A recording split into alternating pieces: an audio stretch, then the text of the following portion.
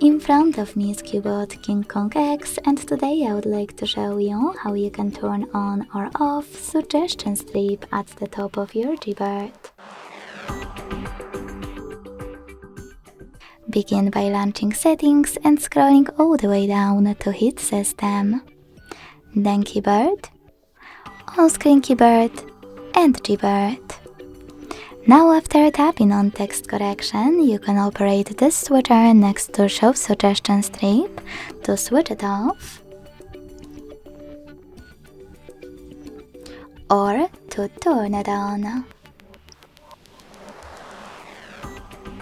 Thanks so much for watching. If you enjoyed this video, leave a like, comment and subscribe. Bye!